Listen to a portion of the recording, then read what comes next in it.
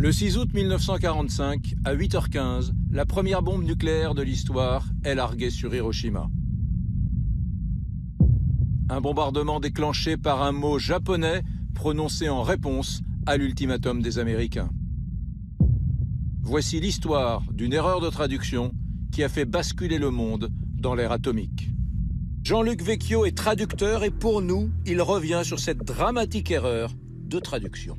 Mokusatsu est composé de deux termes, l'un moku, silence, et l'autre satsu, qui veut dire tuer. Alors, le premier sens, c'est ignorer, ne pas tenir compte, ne pas prendre en considération ce qui vient de m'être dit, en l'occurrence un ultimatum qui m'est lancé. Un autre sens, c'est ne pas tenir compte, mais répondre par le silence, un silence méprisant.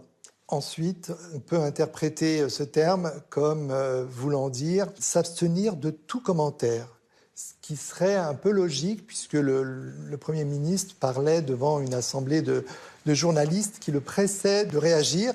Or, les Japonais ne réagissent pas aussi rapidement, ils prennent le temps de la réflexion. J'ai même noté « je note ». On en prend note, ouais. Mais on ne dit pas oui ou non. Quand on dit on en prend note, on ne refuse pas la proposition. Ignorer, ça peut être un refus quand même. Hein. Ignorer avec mépris ou ne pas tenir compte, c'est équivalent à « je refuse votre proposition ».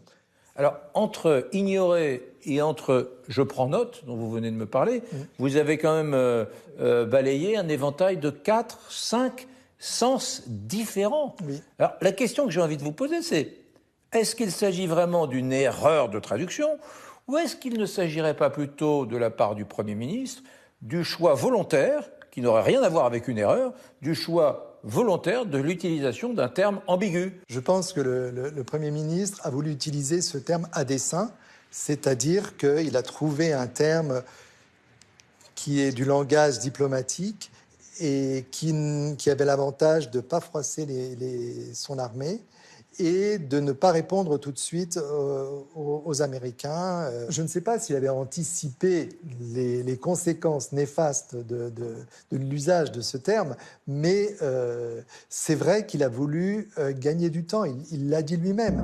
Aussi lié à un contexte anxiogène, à des journalistes pressés, à des présupposés, j'imagine, des journalistes, des militaires supposent probablement des choses et orientent consciemment ou inconsciemment leur propre regard sur un mot. Tout à fait. Ce qu'il faut savoir, c'est que ce terme a été utilisé par le Premier ministre japonais parce qu'il n'avait peut-être pas toutes les informations. Il ne savait pas que les États-Unis, par exemple, possédaient l'arme nucléaire. Est-ce qu'il aurait utilisé ce terme s'il avait eu cette information? Est-ce que les militaires auraient été plus conciliants et auraient accepté la capitulation? Parce que, je vous rappelle, lui voulait capituler. Dans l'esprit du Premier ministre, c'était « je ne fais pas de commentaires devant la presse ». Ce n'est pas interprété de cette façon-là, parce que quand on regarde les journaux de l'époque, c'est écrit noir sur blanc, que le Japon ne tiendra aucun compte de l'ultimatum des États-Unis. C'est écrit en anglais, mais il n'y a pas d'ambiguïté dans le texte anglais, en tout cas. Que cette ambiguïté, aujourd'hui, pourrait s'installer durablement dans l'opinion publique? Non. J'imagine que... Si la même chose se passait maintenant, je pense qu'il y aurait un démenti immédiat sur les réseaux sociaux. On dirait non, c'est pas ce qu'a voulu dire le Premier ministre. Là, je pense que les États-Unis étaient peut-être même un peu contents qu'il y ait eu cette réponse des Japonais, parce que ça leur a permis d'utiliser leur bombe, c'est ce qu'on a dit.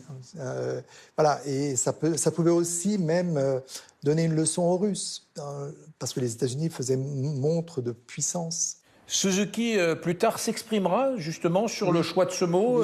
Et il dira sa déception que ce sens a été choisi et pas un autre. Oui. Que dira-t-il? Il l'a dit, mais il a dit que dans son esprit, Mokusatsu voulait dire « je ne fais pas de commentaires ».